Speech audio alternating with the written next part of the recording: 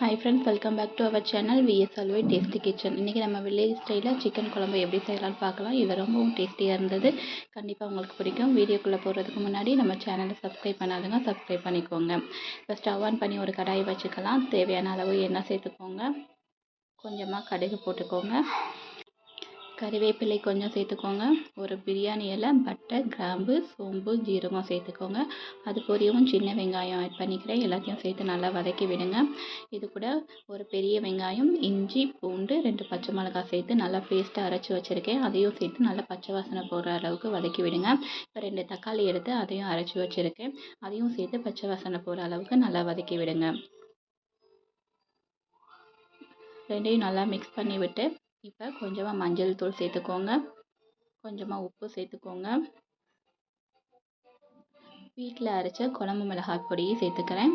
குழம்பு மிளகாய் பொடி இல்லைன்னா 1 ஸ்பூன் சில்லி பவுடர், 2 ஸ்பூன் மல்லிப்பொடி சேர்த்துக்கோங்க. அது கூடவே chicken masala, chicken gravy masala சேர்த்துருக்கேன். எல்லாத்தையும் சேர்த்து நல்லா மிக்ஸ் பண்ணி விடுங்க. இப்போ வாஷ் பண்ணி வச்சுருக்கிற சிக்கனையும் ஆட் பண்ணிக்கிறேன். இது கூடவே என்னோடய குழந்தைங்களுக்கு உருளைக்கிழங்கு ஆட் பண்ண ரொம்ப பிடிக்கும். அதனால் உருளைக்கிழங்கு சின்ன சின்ன க்யூப்ஸாக கட் பண்ணி அதையும் சேர்த்துக்கிறேன். எல்லாத்தையும் சேர்த்து தண்ணி மிக்ஸ் பண்ணி விட்டு உங்களுக்கு தேவையான அளவு தண்ணி ஊற்றிக்கோங்க. கிரேவி நல்லா கட்டியாக வேணும்னா தண்ணி கொஞ்சமாக ஆட் பண்ணிக்கோங்க.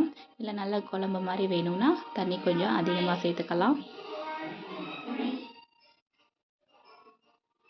தண்ணி சேர்த்து நல்லா மிக்ஸ் பண்ணி விட்டு மூடி போட்டு ஒரு 10 நிமிஷம் மீடியம் ஃப்ளேமில் வேக வைங்க.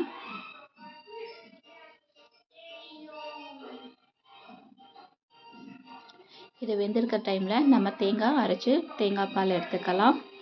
தேங்காய் பால் ஊற்றினா டேஸ்ட்டு இன்னும் சூப்பராக இருக்கும். பாருங்கள், சூப்பராக வெந்து வந்துருச்சு. இந்த டைமில் தேங்காய் அரைச்சி தேங்காய் பால் ஆட் பண்ணிக்கிறேன். கூடவே கொஞ்சம் தண்ணி சேர்த்துக்கலாம். இப்போ மீடியம் ஃப்ளேமில் வச்சு ஒரு 5 மினிட்ஸ் நல்லா குக் பண்ண விடுங்க. எண்ணெய் தனியாக பிரிஞ்சு வர அளவுக்கு. பாருங்கள், சூப்பரான சிக்கன் கிரேவி ரெடி ஆயிடுச்சு. இப்போ கொத்தமல்லி தழை தூவி ஸ்டவ் ஆன் பண்ணிடலாம். இது சப்பாத்தி, பூரி, ரைஸ் எதுக்கு வேணாலும் சூப்பர் காம்பினேஷனாக இருக்கும்.